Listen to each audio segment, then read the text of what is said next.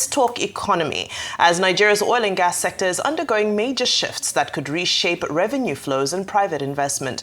President Bola Tinubu signed an executive order requiring all oil and gas revenues, including royalties, taxes, and profit oil, to be paid straight into the Federation account. The move removes deductions previously made by the Nigerian National Petroleum Company Limited and aims to boost transparency and sources of public funds. Critics say it challenges parts of the existing Petroleum Industry Act, while supporters argue it upholds constitutional revenue rights. Separately, the Dangote Group plans to open share ownership in its massive refinery to the public within the next 4 to 5 months, allowing ordinary Nigerians to buy equity and even choose to receive dividends in naira or dollars. This refinery, one of the largest in the world, currently includes a small stake held by NNPC, reaffirming a strategic alliance between the two entities to deepen energy security and growth. Now, these developments reflect evolving policy and investment realities in Nigeria's oil sector. Well, to unpack this further, we're joined for a conversation here on Daybreak with energy analyst Charles Adeyoriju. He's a trained lawyer and oil and gas law specialist with over 10 years professional experience. Charles, good morning and welcome to Daybreak. Thank you very much, Jane. Let's get straight into the conversation. Yeah. What are the immediate implications for NNPC, NUPRC, because a lot of people are saying with these developments, NNPC and some of the regulatory authorities as well will begin to become a little bit redundant? Okay, so when you say redundant, I do not see a situation of redundancy here. What the executive order tends to do is to bring it into alignment all the revenue recovery around the oil and gas sector. So, for instance, you have the Gas Infrastructure Fund, you have the royalty, profits, and tax oil payments that are due to the federal government. So it's trying to bring all of those funds into one single pot for the benefit of the entire Federation of Nigeria. Because what you had before was a situation where the NNPC is the recovery agent for all of this, declares it on its own balance sheet, and how that is managed is what the presidency is trying to ensure is in tandem with the Constitution, particularly when you look at the sections of the Constitution, particularly Section 162, Section 80, which says that all revenue that accrue from the exploration of natural resources generally are supposed to be remitted into the Federation account. So the federal government is trying to ensure that that provision of the Constitution is given due implementation. You would also recall, or you also know that Section 44, sub 3 of the Constitution of the Federal Republic of Nigeria stipulates that all natural resources are property of the Federation, and the resources should be harnessed as such. Okay. Now tell us, are these recent moves, and also bear in mind that, give it to us in layman's terms, in ways that the everyday person would understand, the moves by the Dangote and NNPC partnership, as well as the executive order on the PIA. Are these a true reset of Nigeria's oil sector or just a revenue fix? So I think it's the beginning of a shift. It's a revenue fix, more or less, in the interim. So it's a beginning of a shift. It cannot cover the entire spectrum for now, but I believe that one thing that should follow will be most likely a legislative amendment of the PIA, which is really due. The PIA is 5 years old. We understand that there are teething problems, no doubt, because it's an innovative invention that we've had in 2021. So there's real need for a new. There'll be need for amendments, but this would be a test. I think it's a first step in the right direction. Okay, let's looking at this executive order now. It seems it's undermines some provisions in the PIA Act, but isn't this a recycle? Isn't this going to be a recycling decimal when you think of the fact that there is a need to enshrine accountability and transparency? So, what is the guarantee of transparency now? Taking away these funds, the custody of these funds from NNPCL to the Federation account. How sure are we that this money would not be frittered away?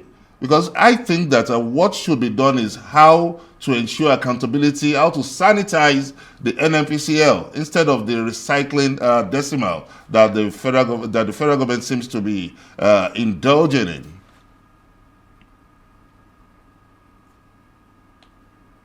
Okay, so I think first things first. Since the PIA came into force in 2021, and by provisions of the PIA, the NNPCL now becomes a commercial entity which is supposed to operate like any other company incorporated under the Companies and Other Matters Act.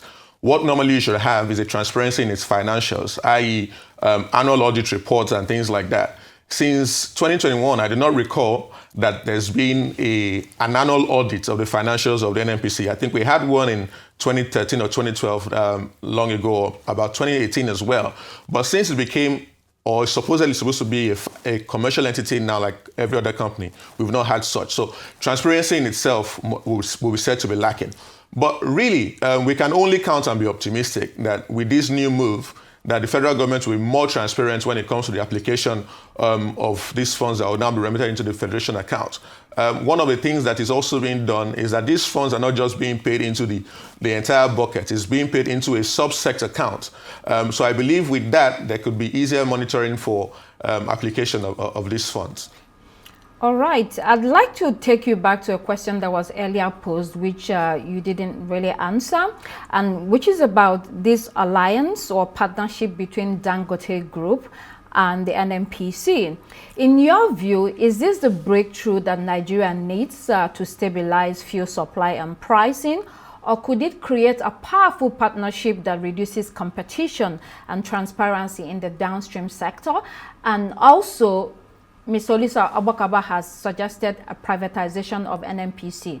What do you make of that, or what do you think about that? Are you in the camp that believes this is the only way to salvage this behemoth? Okay, so I believe it's the beginning. I would not say it's the only way. Dangote came on stream with his refinery, and we have seen the effects so far. Over the last couple of months, Dangote has done at least 60% of petroleum supply to Nigerians, which is one thing that we never really had. We've relied largely on imports. So that partnership so far has yielded a lot of positive results that we are already, as Nigerians, reaping the benefits of. So the longer the partnership continues and the more we also have more players coming into that space also to partner with the NNPC and partner with the government to ensure that a steady supply of petroleum products, I believe that we're taking a step in the right direction, and our energy industry will really be transformed by such partnership. And also, don't get me wrong, I do not think that Dangote is the only partner being sought for this sort of venture.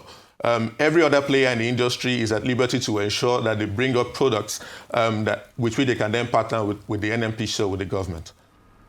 All right, I just want to correct you because, the NNPC did audit. Okay, sorry, go ahead, Dr. Constance, go ahead. Olisa who has suggested that NNPC needs to be privatized. As an energy analyst and expert, do you think that's the way to go?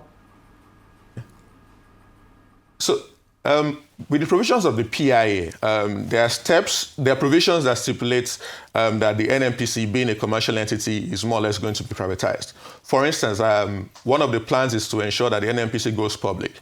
By the time the NNPC goes public, that's giving more power to private individuals by way of investment. So but when you then suggest that we should then transfer the entire assets and liabilities of the NNPC to private individuals, I do not see that as a viable option.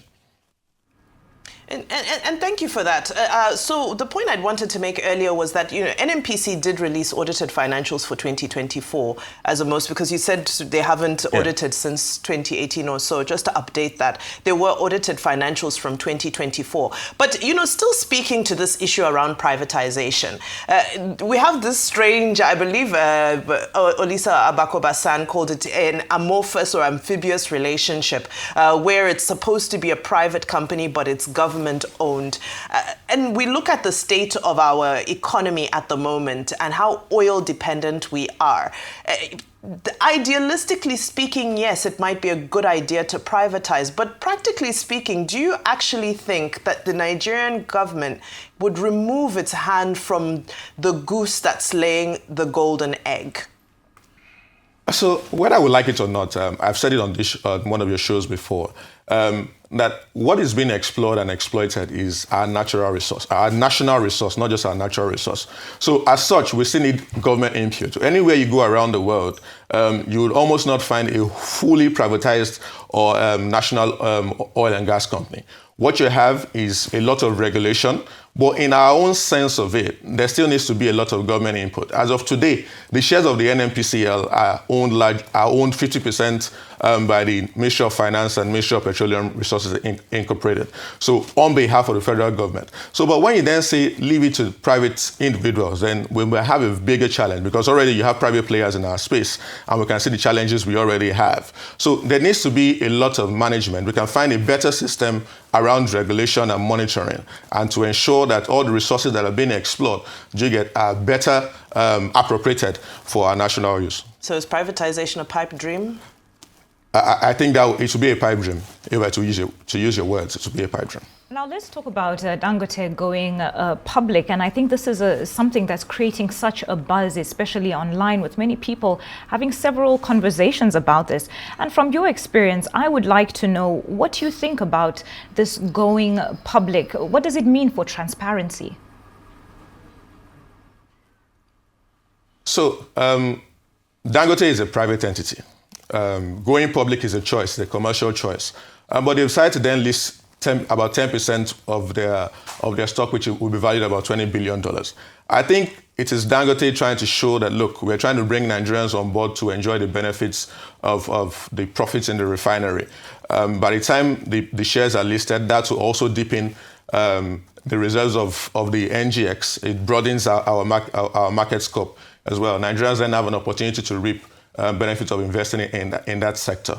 One of the plans that I've seen or I've read as one of their plans is the fact that dividends would most likely be dollarized, even though investments will be in naira. Even though that poses its own peculiar challenges, because a lot of the revenue from that refinery will be based on exports, which is how you earn FX. So that's a risk that can be managed by good governance and all the structures that will be put in place towards the initial public offer. Okay, now substituting some of the critical provisions of the Petroleum Industry Act 2021 with Executive Order 9, what implications would that have for investors? So when you say substituting, I do not believe substituting will be the right word, because the Executive Order 9 was done in tandem with provisions of the Constitution that stipulates that revenue must be paid, derived from natural must be paid to the federal government. Now, what you've had before now is a situation where the NNPCL, the PIA stipulates that the NNPCL should take those revenue, for instance, the MDGF, which is the Midstream Gas Infrastructure Fund. What is the essence of that fund, for instance, is to ensure that midstream and downstream infrastructure for gas is being done or being built. How far have we gone with that? So in that lacuna, that is why the federal government has said, you know, pay all these funds and let us then disburse from the federation account towards ensuring that the infrastructure is built. So it is not a substitution of those key provisions. It is more or less bringing the application of or the effects of the PIA in tandem with the Constitution. So I said that based on, like critical sectors of the sections of the PIA, like the 30% Petroleum Exploration Frontier Fund. What happens to that, which is very critical to development in the oil sector?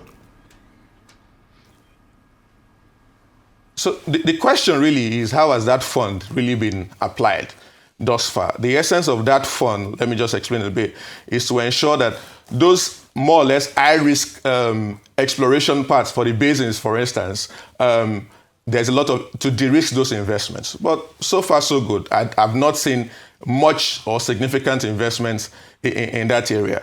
So unless you can tell me now that that fund is being meticulously applied and we've seen there's been resultant effects in that, then I do not see it being a problem, really.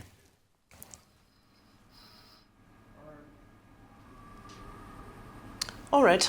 On that note, I think that's where, excuse me, I think that's where we'll have to round up our conversation today. Charles Adeyoriju, thank you so much for bringing clarity. I think a lot of the questions now emanating from Executive Order 9 and potential privatization of NNPC is when that money trickles into government hands, will it be used meticulously for the development of the nation and for the improvement of the lives of Nigerians? Charles Adeyoriju, Energy Specialist, thank you so much for your time this morning. Thank you. And that's all we have time for here on Daybreak. I'm Vambai Mutiniri Ekweyong, signing out from the Lagos studio. And I'm Benga Ashiro. It's goodbye from me.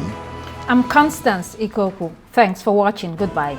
And I'm Yolanda Robert. Please do keep it here on Arise News. The morning show is next. Goodbye.